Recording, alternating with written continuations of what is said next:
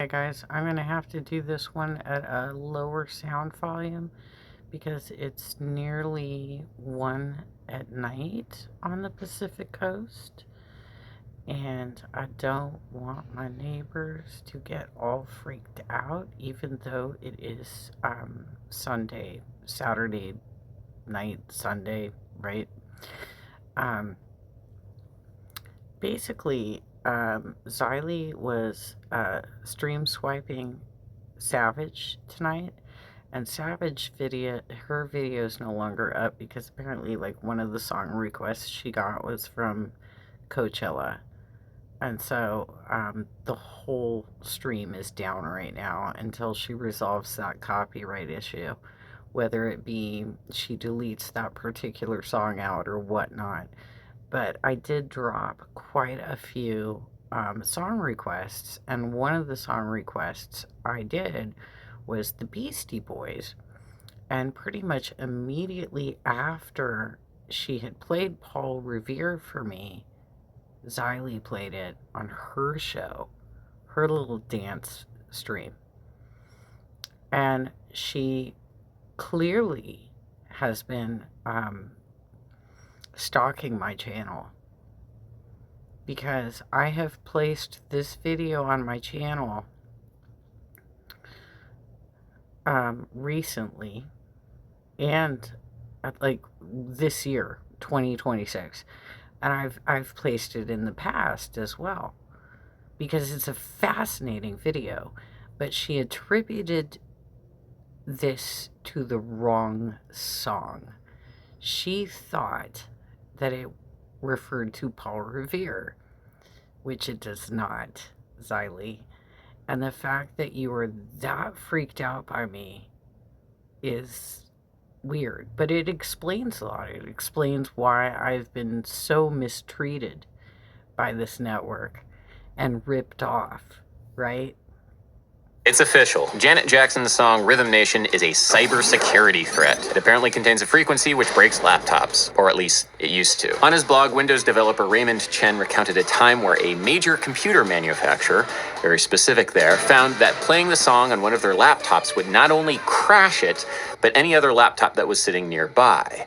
Very strange. It turns out that there was something in the recording of the song that matched the natural resonant frequency of the specific 5400 RPM hard drives that the laptops use. Play the song, the hard drive pulls a Tacoma Narrows bridge and fails. This story spread like wildfire last week because honestly, who could resist? By the way, if you are interested in any music theory, Adam Neely is a fantastic channel to follow. He also has a wonderful video that is tear-jerking about Celine Dion and how she lost her brother and her husband within a couple days of each other, and then took just a couple of weeks off or something, or maybe a month off, and then had to go do her Vegas. She had like a residency, one of those standing gigs, and there is a particular song that she sings all by myself, right? That has an incredibly difficult note to hit. And that was the last time she sang it, because when she did it right after losing her brother, losing her husband, she collapsed. She just couldn't. She refused to perform the song anymore because it was just too difficult. This song has a secret dark frequency which can break your computer. One song has so much power it can make some old laptops crash. Oh, they're off! But honestly, the thing I'm amazed about is that amid all of this hype, nobody seemed interested in discovering what the musical element was in Rhythm Nation that would cause the laptops to fail. It just was presented as a frequency. It has to do with the frequency. And he breaks it down to the best of his ability, but without knowing the exact technology, it's basically impossible to determine. Plus, they didn't tell us which hard drives, right? But there are only two major hard drive manufacturers. One of them is Western Digital, and the other one is, I think, Samsung. And I used to work for Western Digital, so yes, I have a long resume, you guys. But the fact that Xylie just speaks out of her ass by watching channels like mine and she doesn't have the knowledge to back it, Keem, come on. In the song. And honestly, the truth is just way cooler. It's the bass line. The bass line is the thing which caused those laptops' hard drives to crash. Yes, a bass line so sick, it is a cybersecurity threat. To figure out why exactly and how you too could potentially use these ideas to break laptops if you so. By the way, Xylie, huge ass showed up in Savage's chat and let us know that he was messing with you tonight. Chose. Oh my god, that actually works. We have to talk a little bit about music theory, a little bit about resonance, and a little bit about music history. Let's get into it, y'all. This video was brought to you by CuriosityStream and my streaming service Nebula. Part 1. A brief musical analysis of Rhythm Nation. Rhythm Nation was written by Janet Jackson and the songwriting team of Jimmy Jam and Terry Lewis for her 1989 album Rhythm Nation 1814. Now the tune is in E.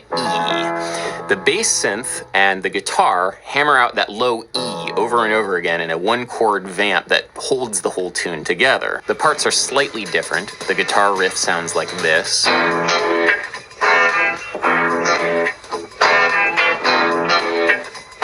The synth bass sounds like this. And the two of them together sound like this. The vocal melody. Janet Jackson, I think, put out her debut album while I was in the 7th grade. And I know that at least one of the dance pieces was done from her debut album. I'm trying to remember the song. I know it was like a couple song. But because I have this music in my head right now, I'm having a hard time remembering it. It was a very interesting, the choreography was really cool.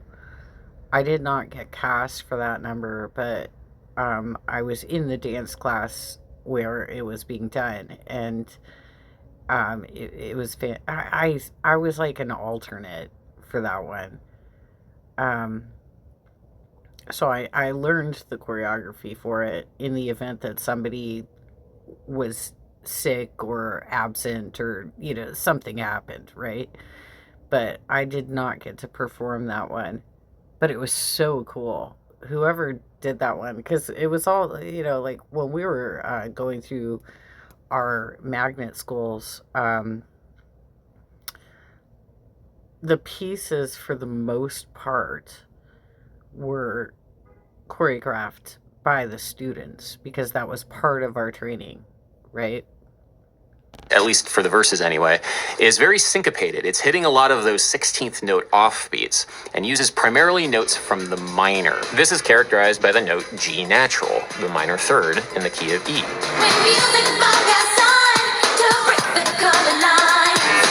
But interestingly, the main hook of the tune, We Are a Part of the Rhythm Nation, isn't in minor. It instead uses notes from the major pentatonic, including a C sharp and a G sharp, the major third in the key of E.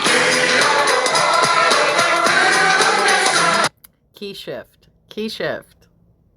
Janet riffs on top of the hook, and when she does, she uses the minor third, G natural.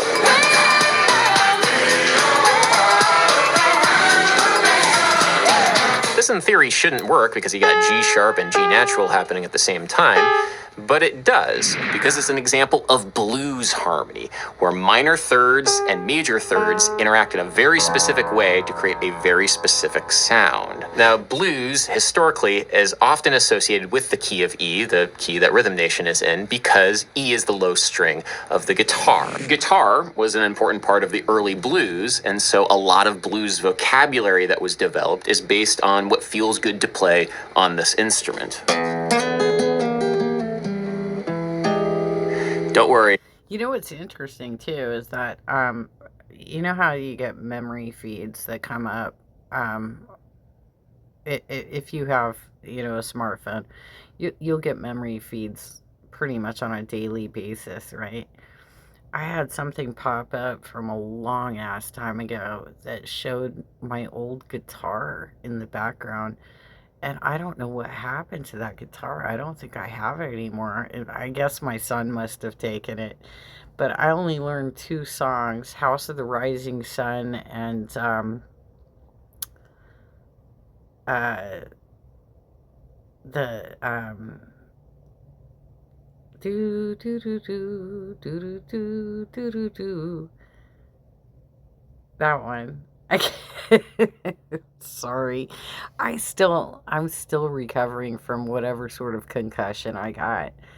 And I medicine in America is not great right now, you guys. This will relate back to laptops failing, I swear. E is an important part of the blues, and blues harmony is an important part of funk grooves. In the case of Rhythm Nation, the funk guitar riff in E, as well as the syncopated melody, is likely a nod to the classic 70s funk tune by Sly and the Family Stone, Thank You for Letting Me Be Myself.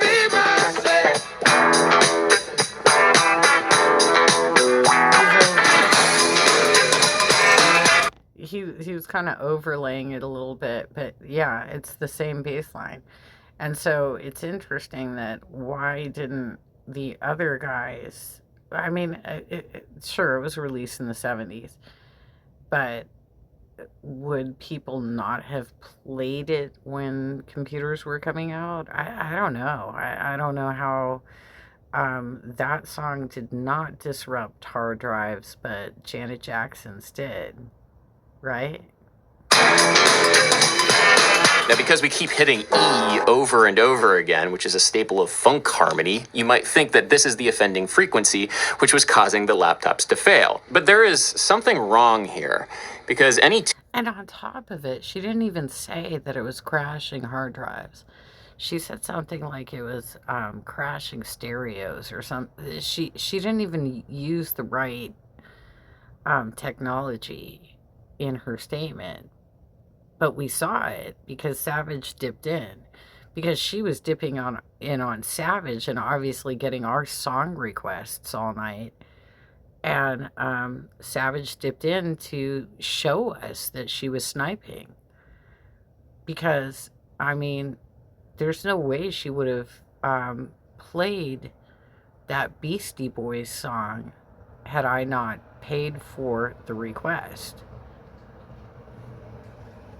tune that is hammering on the low E string of the guitar should have caused this. And because the blues is so popular, laptop hard drives should have been failing left and right. Bedroom metal guitarists would be the real cybersecurity threat, not Janet Jackson. So the question then becomes, why specifically Rhythm Nation? Part 2, Mechanical Resonance. Hard drives in particular are susceptible to vibration, like this video of a guy shouting at hard drives in a data center and then crashing them. Quality content right there. Yeah, Raymond Chen's blog suggests that vibrations caused by exciting the natural resonant frequency of these particular 5400 RPM hard drives. And I'm actually going through this right now because the new phone that I was given is obviously refurbished. And so I was on the phone for over an hour the other day trying to explain that I've called in several times since I restarted my service with Verizon, because I switched to AT&T for a little while because they offered me a deal and they sucked. So I went back to Verizon and they gave me this refurbished device with no accessories, no case, no plug in for the cable, nothing, right? And I said, hey, I had asked for those things to be included, and I even offered to pay for them, and I was charged for them, right? On top of it, the manager of the store actually handled my order, and he added an extra phone line to my account that I did not ask for any additional phone numbers, right? I'm a single aging parent at this point, grandparent at this point. I didn't ask for a second phone number. Like, what the fuck? Right? So I'm trying to go through the whole situation of my problems here, and I explain that, this phone is obviously refurbished. And he's like, what makes you think that? I'm like, well, when I set it down on a table, because I don't have a case or anything, I asked for a kickstand case. It's not laying flat. It's crooked. That's one indicator. And it is timing out very quickly, and the battery runs down very quickly. So those are indicators to me that it is a refurbished device, right? And being that I did work for Western Digital, and I sold refurbished hard drives to major computer manufacturers like HP, Compaq, when they still existed before they merged with HP. I had major accounts that I was doing transactions with for their replacement devices. I had to sell refurbished hard drives. Ours were far more high quality than this piece of shit, though, I'll be real with you. Was the thing that was causing the laptops to fail. It's how singers can break wine glasses, for example. They find the wine glass's natural frequency, which is determined by some of the wine glass's physical characteristics, sing that frequency, and then the wine glass vibrates itself into non-existence. It's like pushing somebody on a swing. You have to push back at the right time with the correct frequency, and when you do, very little effort can send somebody quite far. So what frequency failed those laptops? Well, it's difficult to know because we don't know. This is also why people always talk about how studying music actually improves your abilities in math. That it will make you stronger in the subject of math. However, I couldn't get past algebra, you guys. It was so hard for me. Algebra was so confusing. Algebra and accounting, because accounting seemed very, like, debits and credits was super backwards for me. I kept flipping those things. The exact hard drive that was being used, and mechanical resonance is dependent on the physical characteristics of a given object. In a video that he did on this story, Dave Plummer was able to replicate hard drive failures with a resonant peak at 66 hertz, which is very cool, but that would probably only work with the particular hard drive that he tested. Why 66 hertz? I don't rightly know. And 66 hertz is also roughly a C, which doesn't make any sense because Rhythm Nation is an E, not C. I was able to find a paper on resonance in 2.5 millimeter laptop hard drive specifically, which suggests a strong resonant peak at 87.5 hertz, which when I found this was very exciting. Why? When we load a recording of Rhythm Nation into Audacity and analyze it for resonant peaks, we find a very similar frequency at 84 hertz, which just so happens to be the note E, which is obvious because the tune is an E. But if you export that Audacity data, we find that the resonant peak is not 84 hertz precisely, it's 84.2, which is a little bit higher than an equal tempered E. It's not E exactly. What's going on here? Now, those of you with perfect pitch have probably been tearing your hair out this whole video because Rhythm Nation is not tuned to A440. It's been tuned up about 40 cents to roughly A450 if we're thinking about it that way. And that's the secret here. Rhythm Nation is not really an E. Part 3. Verispeed. orchestra. So now he's going to refer back to the 1900s. So you have to think, this is before the 20th century. We're talking the age of Mozart and Beethoven, right? In the 19th century were in an arms race. They found that by tuning slightly higher than the orchestras from the next town over, they could play the same pieces of music, but the music would sound more brilliant and more evocative and more intense. Now, the standard pitch of the era had been set in 1859 by the French government so that A would equal 435 hertz, the so-called diapason normale, but this was often ignored, and orchestras kept tuning their A's higher and higher through a phenomenon called pitch inflation. A's could reach as high as 455 hertz. Even today, orchestras in Europe tune a... So I'm thinking that she didn't actually watch the whole video, because it probably was above her education level. I don't think she could have possibly understood everything that Adam's actually talking about here. And that's why she messed up what song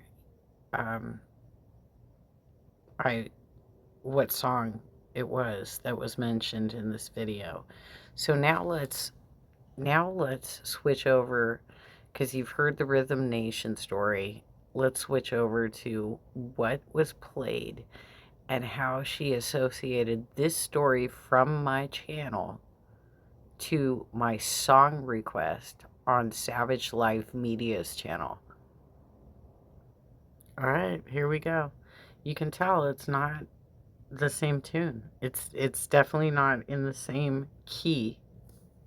Little story I got to tell about three bad brothers you know so well. It started way back in history with that Rob and me. My team.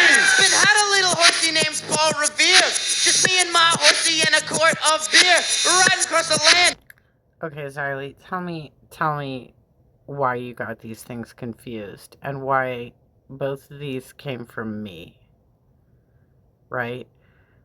Because I don't think you knew who Adam Neely was, and I don't think that you, well, we can tell that you didn't know that the story around crashing hard drives was Janet Jackson, and you got the story wrong. You said it was